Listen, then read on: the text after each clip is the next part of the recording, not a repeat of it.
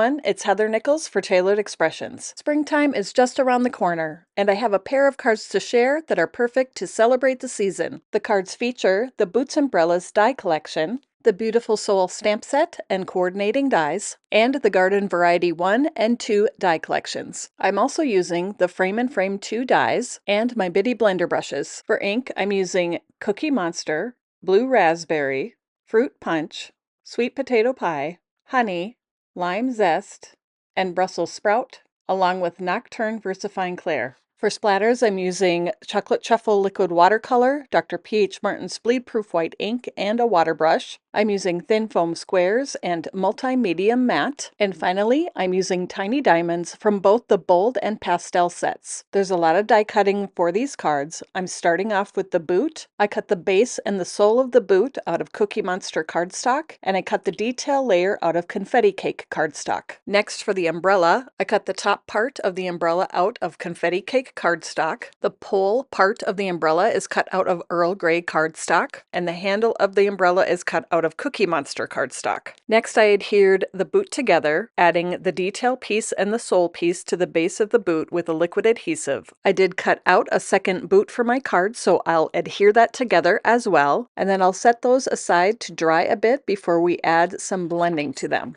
While those boots are drying, I'm adding blending to the umbrella. I'm adding Cookie Monster blending to the umbrella top, and then a little bit of blue raspberry blending to the umbrella handle. Then I used a liquid glue to assemble the umbrella together. And now that my boots are dry, I added ink blending to them as well. I added Cookie Monster blending to the top of the boot and blue raspberry blending to the sole of the boot. Next, using the Garden Variety 1 and 2 die collections, I cut out flowers from guava, candy corn, and pineapple cardstock, and I cut out leaves from green tea and Granny Smith cardstock. Just like the boots and umbrella, I'm adding ink blending to the edges of my flower pieces. I'm starting off with the candy corn flowers, and I'm adding blending with sweet potato pie ink. For the flowers that I cut out of pineapple cardstock, I'm adding ink blending to them with honey ink. Next are the flowers that I cut out of guava cardstock, and I'm adding ink blending to those with fruit punch ink. For the leaves that I cut out of Granny Smith cardstock, I'm adding ink blending with lime zest ink. For the leaves, instead of going around the outside edges, I'm focusing my blending on the stems of the leaves, which then adds the shading to the leaf bases. And then finally, for the leaves that I cut out of green tea cardstock, I'm adding ink blending with Brussels sprout ink.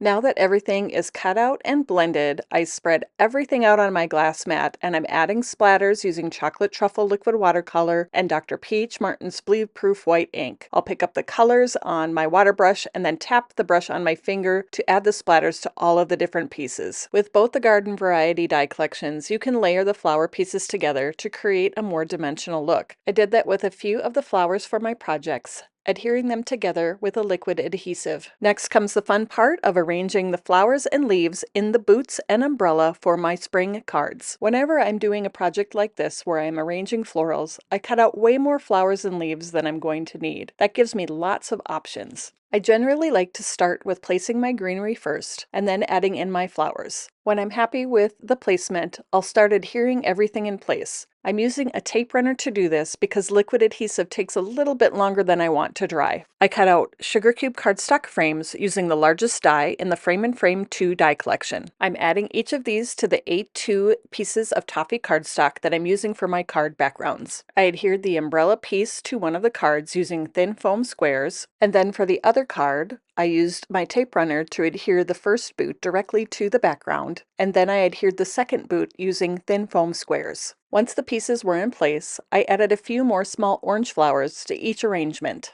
Now it's time for sentiments. I chose 2 sentiments from the Beautiful Soul stamp set, and I'm stamping those onto a piece of sugar cube cardstock in my MISTI using Nocturne VersaFine Clair ink. I cut the sentiments out using the coordinating dies from the Beautiful Soul die collection. I added a sentiment to each of the cards, adhering them in place with thin foam squares. The final touch on my cards was using tiny diamonds to add centers to the flowers. I used Fruit Punch tiny diamonds for the pink flowers, candy corn tiny diamonds for the small orange flowers, and pineapple tiny diamonds for the yellow flowers. I also sprinkled a few white tiny diamonds around the flowers. The tiny diamonds are adhered in place with liquid adhesive. I added each of my card panels to a sugar cube card base, and Now these cards are done and ready to deliver spring to someone special. Here's a closer look at each of the cards that I created today. I hope you enjoyed learning how I created this pair of springtime cards, and I hope it inspires your springtime crafting. You can find all of the supplies that I used to create my projects